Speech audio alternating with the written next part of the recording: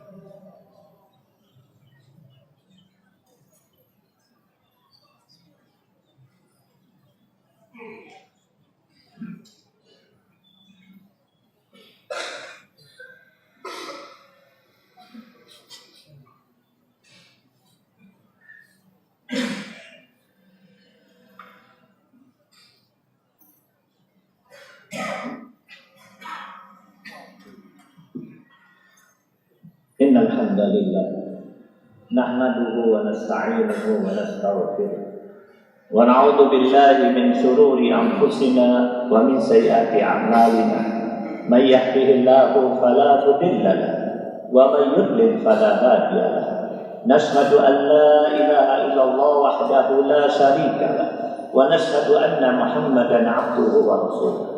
Allahumma shalli ala sayyidina Muhammad wa ala alihi wa sahbihi wa man wa. Waqad qala ta'ala fi kitabihil aziz, ya ayyuhalladzina amanu taqullaha haqqa tuqatih wa la tamutunna illa wa antum muslimun wa ba'd. Ikhwanu fiddin rahimakumullah. Sidang Jumat yang dirahmati oleh Allah. Alhamdulillah kita panjatkan syukur kehadirat Allah Subhanahu wa taala. Dua nikmat, nikmatul iman wal Islam masih tetap ada pada diri kita. Pada satu masa di mana kedua nikmat itu telah dicabut oleh Allah pada kebanyakan penduduk bumi, semata-mata karena rahmatnya, semata-mata karena kasih sayangnya, dua nikmat itu tetap ada di dalam dada kita. Semoga tetap ada sampai kematian. Saya wasiatkan pada diri saya juga pada semuanya, marilah kita tingkatkan takwa kepada Allah Subhanahu wa taala. Rasulullah sallallahu alaihi wasallam bersabda, "Alaikum bisunnati wa sunnatil khulafa'ur rasyidin al-mahdiyyin, addu 'alaiha bin nawajib."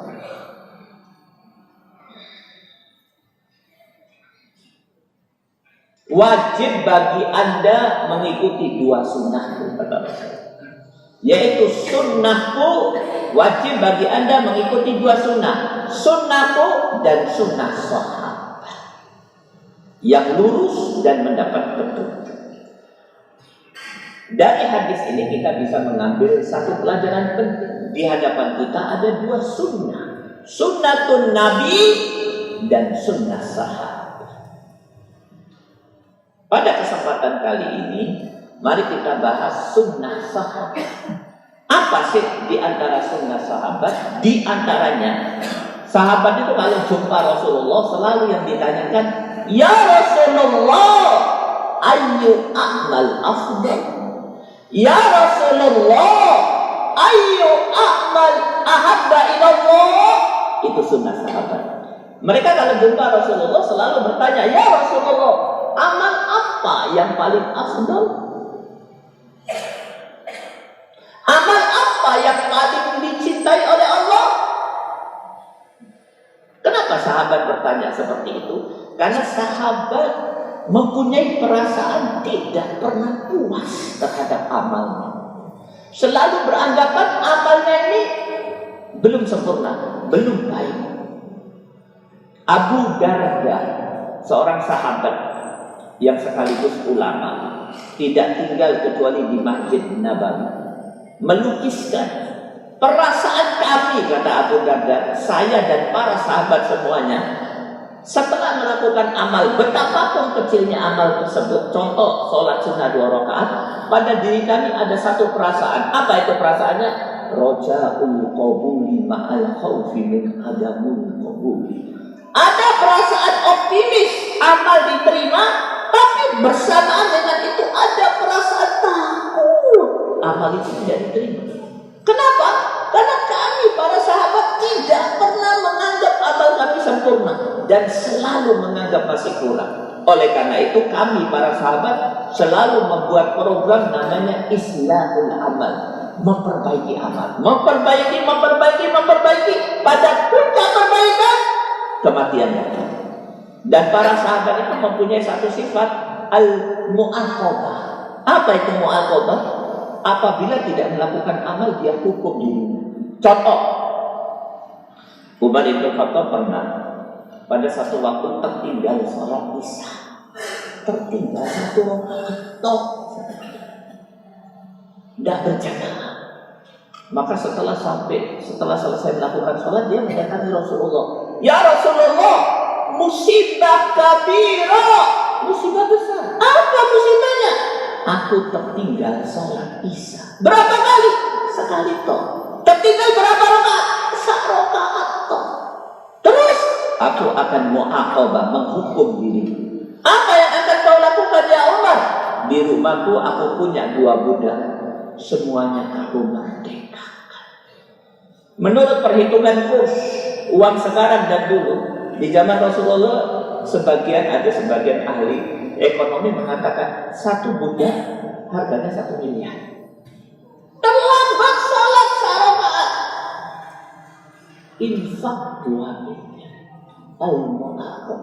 Nah, maka sekali lagi, karena mempunyai sifat seperti itu, maka para sahabat kalau ketemu Rasulullah selalu bertanya, ayu a'mal afdal, ayu a'mal ahabba ilallah. Ya Rasulullah, amal apa yang paling baik? Supaya apa? Supaya kami bisa melakukan amal yang terbaik. Pada kesempatan yang berbahagia ini, saya akan menyampaikan satu amal yang terbaik. Bukan Rasulullah yang menyampaikan, tapi Allah Subhanahu wa taala di dalam surat An-Nisa, suratul Nisa ayat 125. Apa kata Allah? Wa man ahsanu dinan mimman aslama wajhahu lillahi wa huwa muhsin wattaba'a millata Ibrahim hanif. Apa kata Allah? Tahukah Anda orang yang paling baik Islamnya menurut Allah? Tahukah Anda orang yang paling baik dinnya menurut Allah? Yaitu orang-orang yang pada dirinya bisa mengumpulkan 3 hal. Apa itu? Aslama wajhahu lillah, menyerahkan dirinya kepada Allah, Islam. Yang kedua, muhsin, berbuat baik. Yang ketiga, mengikuti millah, ideologi ajaran Nabi Ibrahim. Islam seseorang akan baik kalau pada dirinya berkumpul 3 hal. 1, menyerahkan dirinya kepada Allah, berbuat baik dan mengikuti millah Ibrahim. Yang pertama, kami sudah tahu dan kami sudah lakukan, menyerahkan diri kepada Allah. Banyak dari yang menjelaskan. Yang kedua, alhamdulillah, sudah kami mulai lakukan, muhsin, berbuat baik. Banyak pula ulama yang menjelaskan. Nah, yang ketiga ini kami belum tahu. Belum banyak ulama yang menjelaskan, mengikuti millah Ibrahim. Ada apa dengan Nabi Ibrahim? Kenapa oleh Allah dijadikan mengikuti Nabi Ibrahim? Salah satu syarat dari 3 syarat Islamnya seseorang baik menurut Allah. Ternyata setelah dikaji oleh ulama, ternyata di dalam ayat Quran perintah mengikuti millah Ibrahim itu baik. Salah satunya saya bacakan, Allah berfirman di dalam surat 60 ayat 6. Apa kata Allah? Laqad kana lakum fihi uswatun hasanatun liman kana yarjullaha wal yawmil akhir. Apa kata Allah? Anda ingin mendapatkan rahmat Allah? Nih, Rasulullah pernah bersabda, lan yanjua ahadukum bi amal. Kalian tidak akan pernah selamat di hadapan pengadilan Allah dengan mengandalkan amal. Wala anta ya Rasulullah, bagaimana dengan Anda? Saya juga tidak akan bisa selamat dengan mengandalkan amal. Yang bisa membuat aku selamat adalah rahmat Allah. Ayat ini mengatakan, barang siapa yang menghendaki rahmat Allah dan menghendaki kebahagiaan di akhirat, maka syaratnya 1. Apa itu? Menjadikan Nabi Ibrahim sebagai suri tauladan.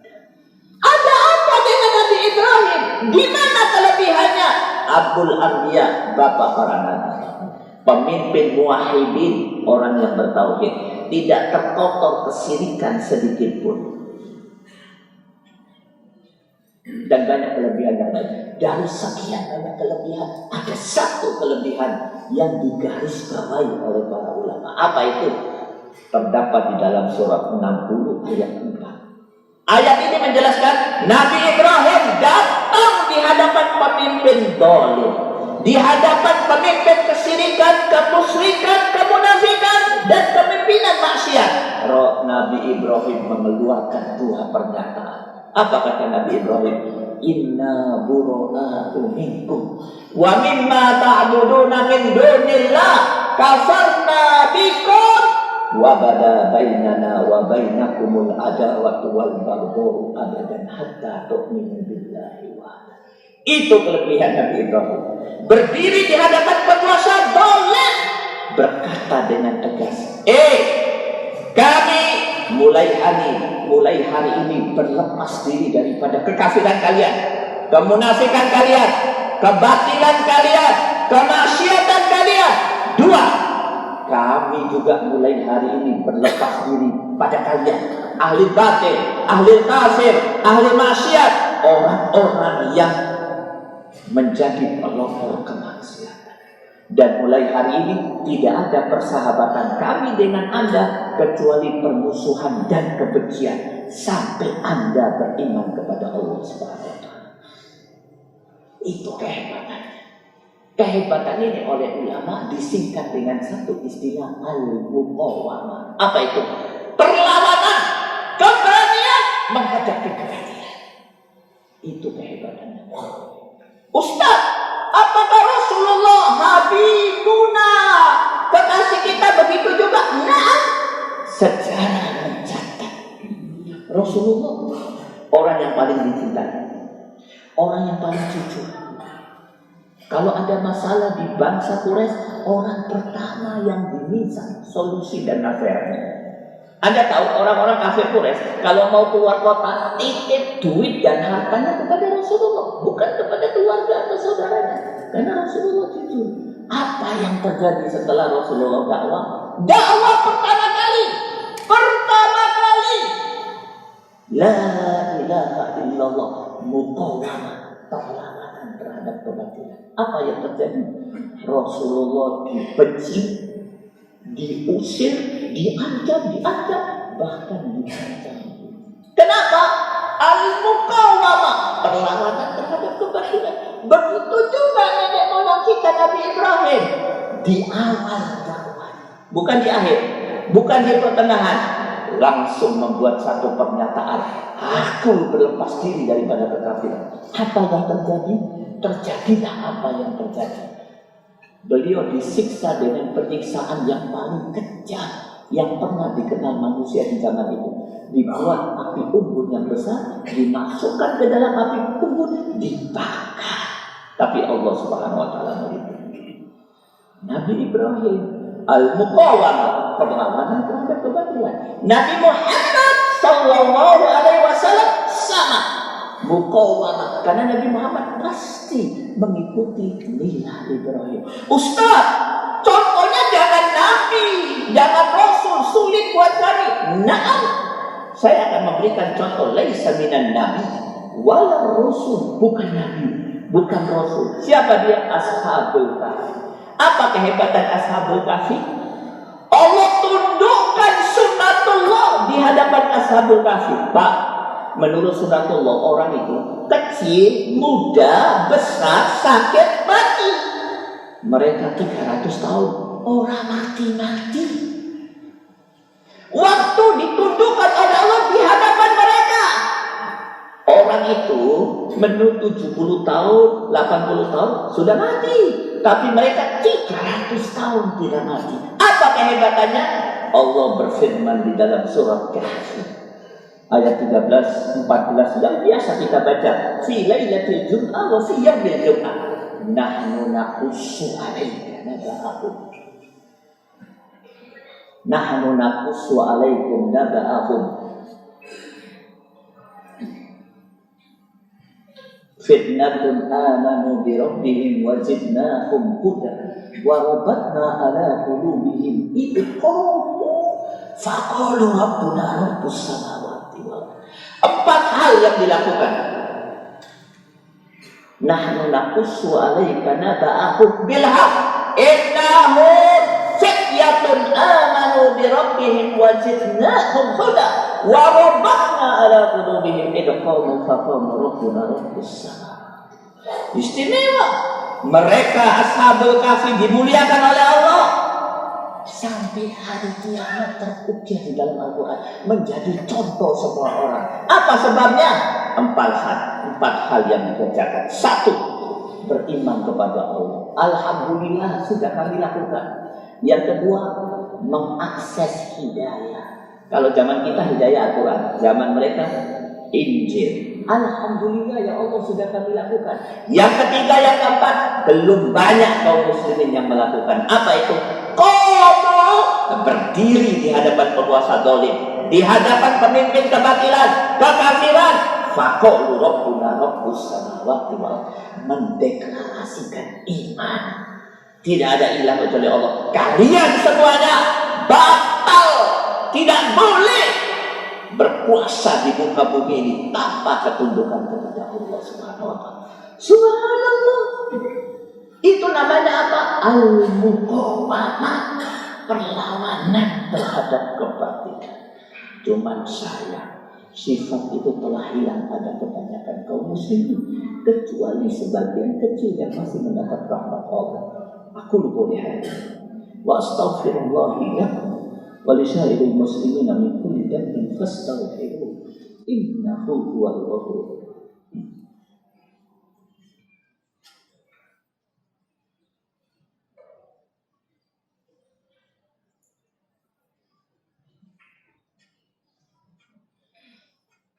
Innal hamdalillah wa bihi nasta'inu ala umuri dunya waddin. Wassalatu wassalamu ala asrafil anbiya'i wal mursalin. Usikum wa nafsi bitaqwallah faqad faza.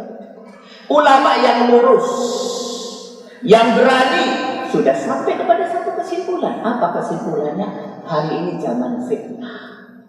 Apa tanda zaman fitnah? Salah satu tandanya kaum muslimin mengalami dua hal. Dan dua hal ini dijelaskan oleh Allah di dalam surat Al-Baqarah 85. Apa itu? Hizyun fil hayatid dunya, hina hidupnya di dunia. Yang kedua, wa yaumal qiyamati yuraduna ila asyadil adab. Kalau tetap ridho dengan kehinaannya, di hari kiamat akan dimasukkan ke dalam api neraka. Wal iyadu billah. Semoga tidak terjadi. Apa sebab kehinaan tersebut? Salah satu sebabnya tidak ada keberanian untuk melakukan al-muqawamah, perlawanan terhadap kebatilan. Apa yang terjadi? Nih, lihat di Gang Kauman ada bandar judi toket. Di perkampungan kaum muslimin ada LGBT. Di belakang SDIT, SD Islam ada penjual khamar. Di Gang Kauman ada kristenisasi. Di mana-mana ada pelecehan terhadap Allah, Rasulnya, dan Islam. Kaum muslimin minas sakitin, membisu 1000 bahasa. Kenapa? Tidak berani melakukan hal ini. Nih, saya akan tunjukkan profil muslim yang istimewa. Namanya Abi Sa'id Al-Khudri, salah satu sahabat, bahkan salah satu perawi hadis yang cukup banyak. Waktu sahabat sudah banyak meninggal, beliau masih hidup karena umurnya tua. Beliau tinggal di satu wilayah, kebetulan gubernurnya dolim batin. Pada waktu itu sholat Id, memang di zaman dulu yang khotib ya gubernur atau bupati atau khalifah. Pada saat gubernur itu khutbahin, apa kata gubernur? Mulai hari ini aku robah, khutbah dulu baru sholat. Mestinya kan sholat dulu gitu. Kenapa? Kalau sholat dulu baru khutbah, kalian tidak akan mendengarkan khutbah saya. Karena saya ini memang kalian benci. Pokoknya sekarang khutbah dulu baru sholat. Bangun Abi Sa'id dari sofnya dengan tongkat terhuyung-huyung hampir jatuh, didekati gubernur, ditarik jenggotnya. Kemudian beliau berkata, ya Abu Allah, wahai musuh Allah, sejak kapan kau rubah syariat yang dibawa oleh kekasihku Muhammad Sallallahu Alaihi Wasallam? Apa yang terjadi? Dalam hitungan beberapa menit, Abi Sa'id diringkus, ditahan. Kenapa bisa muncul orang seperti Abi Sa'id?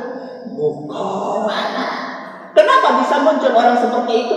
Di dalam dirinya ada akidah. Akidah seperti apa? Dengarkan. Sampai rumah dibaca ayat ini. Jangan sampai tidak. Karena itu akidah. Surat 4 ayat 140. Gampang dihafalkan. Surat 4 ayat 140. Apa kata Allah? Wa qad nazzala 'alaikum fil kitab An idza sami'tum ayatillahi yukfaru biha wa yustahza'u biha fala taqudu ma'ahum hatta yaqudu fi haditsin ghairin innakum idam mislukum innallaha jami'ul munafiqin wal kafirin fi jahannam jami'a. Masya Allah, ayat seperti ini kok kami baru dengar. Inilah persoalan dakwah di negeri ini. Sing penting nggak disampaikan, yang nggak penting dipenting-pentingkan. Kenapa ini nggak didengar anak kami di dalam pendidikannya? Inilah persoalan sekolah dan pendidikan di negeri ini.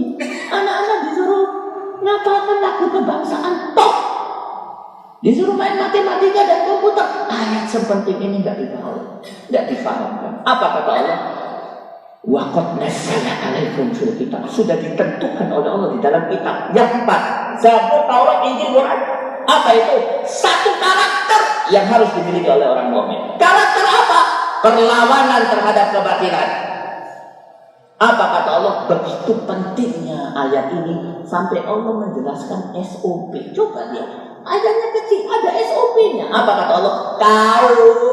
Kalau kau berdiri, duduk, di depanmu ada orang yang menghina Allah, menghina Rasul, menghina Al-Quran, menghina Islam, fala taqudu ma'ahum. Apa kata Allah? Jangan duduk bersama mereka. Terus taniyah, cabut. Ya Allah, enggak enak ya Allah. Bagaimana dengan toleransi? Bagaimana dengan persaudaraan sebangsa? Bagaimana dengan tempo seliro? Apa kata Allah? Enggak ada tempo seliro. Tidak ada toleransi, tidak ada persaudaraan sebangsa kalau mereka menghina Allah, menghina Rasul, menghina Islam. Tidak ada. Tegas. Apa gunanya persatuan kalau mereka menginjak-injak Al-Quran? Al-Quran ditaruh di pantatnya, kemudian telanjang wanita tersebut di-share kemana-mana. Terjadi di negeri ini. Fala taqudu ma'ahum. Ya Allah, demi toleransi aku duduk. Apa kata Allah? Innakum idam misluhum. Pada hari itu kau sama dengan orang kafir. Orang kafir kau munafik. Innallaha jami'ul munafiqin wal kafirin fi jahannam jami'a. Semuanya dikumpul di neraka. Imam Siddiq rahimahullah, itulah al-muqawalah, perlawanan terhadap kebatilan. Cuman sayang 1000 sayang, sifat itu tidak dimiliki oleh kebanyakan kaum. Apa sebabnya? Banyak sebab. Salah satu sebabnya karena kita dikotori dengan pemikiran yang sesat. Kelihatannya benar, tapi sesat. Kenapa benar? Yang menyampaikan enggak, tapi ajarannya sesat. Apa pikiran tersebut? Mereka beranggapan bahwa Islam yang baik adalah yang menuntut ilmu. Dikatakan baik kalau sudah sekian banyak kitab dihafal. Ingat, Nabi Ibrahim melakukan perlawanan terhadap kebatilan, begitu juga Rasulullah di awal dakwah. Bahkan Rasulullah di awal dakwah. Yang penting bukan tolabul ilm, tapi perlawanan terhadap kebatilan. Banyak maaf, teori ini bahaya. Gara-gara teori ini, subhan ini, mereka akan mengatakan setiap mujahidin yang berjihad dikatakan jahil. Kenapa? Tidak duduk menuntut ilmu. Teori ini bahaya. Kalau mengikuti teori ini, maka Nabi Ibrahim dakwah pertamanya bukan muqawamah, pembatal wudhu. Maka kalau mengikuti teori ini, dakwah pertama Rasulullah Iqra 1, bukan muqawamah. Dan teori ini bahaya. Pada saat musuh sudah menodongkan senjata di kepalanya, apa kata mereka? Aku tidak mau menghadapi kamu. Aku tak tolakul ilmu. Bahaya. Loh Ustaz, bagaimana tolakul ilmu? Wajib, tapi ingat, tolakul ilmu untuk muqawamah, perlawanan terhadap kebatilan. Mungkin itu saja yang bisa saya sampaikan. Mudah-mudahan apa yang saya sampaikan tadi salah satu sebab kaum muslimin tidak muqawamah. Tentu masih ada yang lain memberikan satu pencerahan buat kita. Mari kita tutup dengan doa. Alhamdulillahirabbil alamin. Ya Hayyu ya Qayyum. Ya Hayyu ya Qayyum. Ya Hayyu ya Qayyum. Ya Dzal Jalali wal Ikram. Ya Dzal Jalali wal Ikram. ya dzal jalali wal ikram. Allahumma shalli ala Muhammad wa ala ali Muhammad. Allahumma shalli ala Muhammad wa ala ali Muhammad. Allahumma shalli ala Muhammad wa ala ali Muhammad. Allahumma ighfir lil mu'minina wal mu'minat, muslimina wal muslimat, wa alif baina qulubihim wahdihim subulas salam wa akhrijhum minadh dhulumati ilan nur wa jannibhumul fawahisha ma dhahara minha wa ma batan wa barik lahum fi asma'ihim wa absarihim ma aqaitahum waj'alhum syakirina li ni'amik musnina bihi 'alaik qabiliha wa atmimha 'alaihim ya rabbal alamin. Allahumma ansur kitabaka wa dinaka wa ibadakal mu'minin. Allahumma abdil kuffara wal munafiqin alladina yasudduna an sabilik wa yubaddiluna dinak wa yu'aduna al mu'minin. Allahumma ansur muslimina wal mujahidina wal mustada'afina fi Palestin wa fi Syam wa fi Afghanistan wa fi Hindi wa fi China wa fi Rohingya wa fi kulli makan wa fi kulli zaman wa fi baladina hada Indonesia. Rabbana la tuzigh qulubana ba'da idh hadaitana wa hab lana min ladunka rahmah innaka antal wahhab. Rabbana hab lana min azwajina wa dhurriyyatina qurrata a'yun waj'alna lil muttaqina imama. Allahumma inna nas'aluka husnal khatimah. Allahumma arzuqna taubatan nasuhan qabla al-maut. Allahumma ya muqallibal qulub tsabbit qulubana ala dinik. Rabbana atina fid dunya hasanah wa fil akhirati hasanah wa qina adzabannar. Subhana rabbika rabbil izzati amma yasifun. Wassalamun alal mursalin walhamdulillahi rabbil alamin.